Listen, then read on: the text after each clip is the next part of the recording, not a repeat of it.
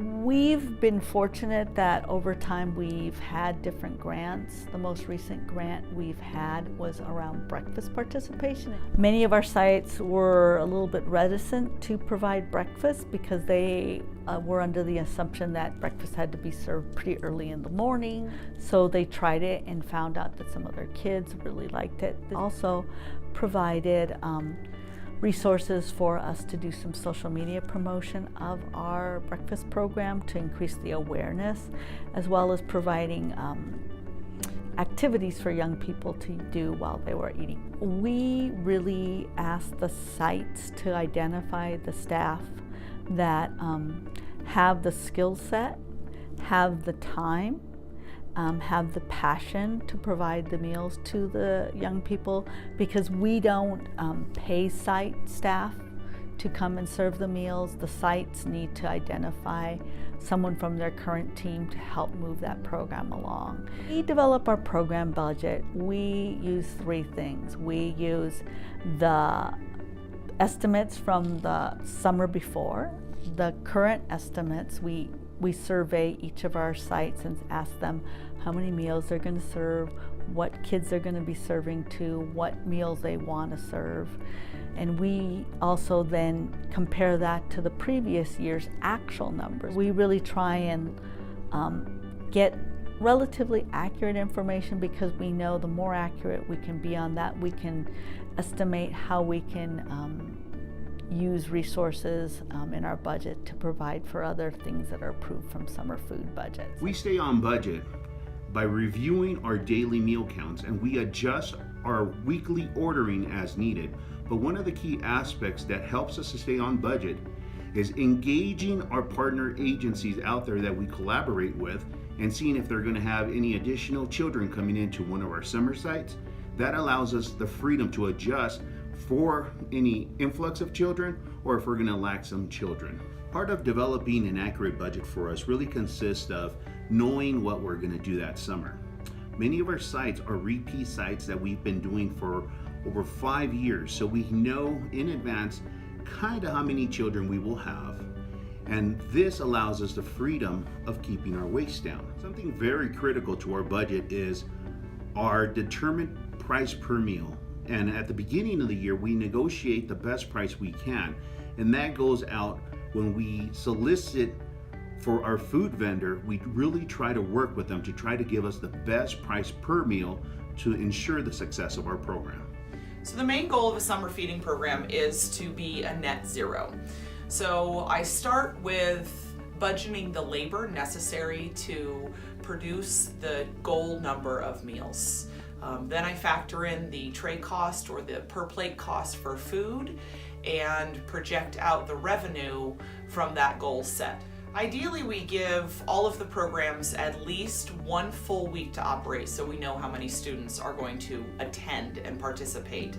After the first week, when we've completed all of our site monitors, I revisit the number of meals prepared and served to adjust or modify the labor at that site to make sure that it is consistent with the revenue they're producing.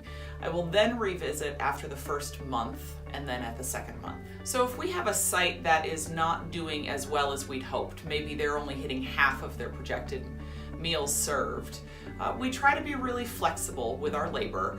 Maybe we can produce some sandwiches or some meals for one of our mobile sites utilizing that labor. But I'll give it a couple of weeks, honestly, before we cut back on the labor, because the last thing we want is for kids to show up and for there not to be enough food or to not provide excellent customer service to get those kids to come back. So really it's just about being nimble, being flexible, and checking in with the sites on a regular basis. Equal Heart is a recipient of a National AmeriCorps grant that provides funding to support our staff during the summer food service program. We use AmeriCorps not only with that, but also to help support other sponsors in their summer food programs. This helps reduce cost of staffing as well as bolster our programs, and we are able to expand not only within the state but nationally. We forecast participation by factoring 10% waste into the price of the meal and reimbursement. We also look at trends, what has happened the previous years as far as possibly summer school affecting participation, vacations that the families might take.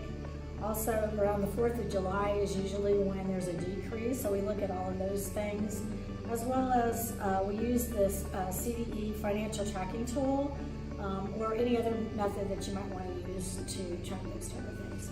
I stay on budget during the summer months by doing spreadsheets. We do spreadsheets on our labor hours, our food. So we keep a spreadsheet on everything, and we have that running budget going. And so when we add our figures in, it does subtract from that total. So we do have volunteers. Our volunteers are at our campsites. So with working with the city, we talked to them, and they were more than willing to help us serve those lunches. They were just excited that we were providing the breakfast and lunches for them. So that's how we were able to do that. So all our campsites are the volunteers. We forecast everything, so we'll look at last year's. And of course, usually on a normal year, food costs will go up 10%. So we kind of figure 10% higher cost in food from last year.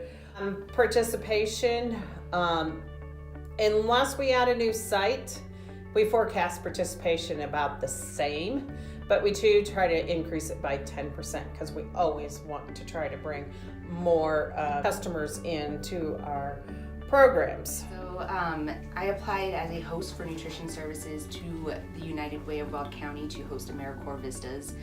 When you host a year-long Vista, you are applicable to host summer associates. They are intended to support and bolster the work of a year-round Vista.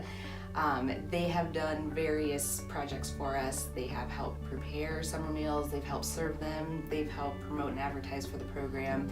They've helped encourage physical activity at sites by playing games and bringing equipment, and they've done other garden work to support that site as well.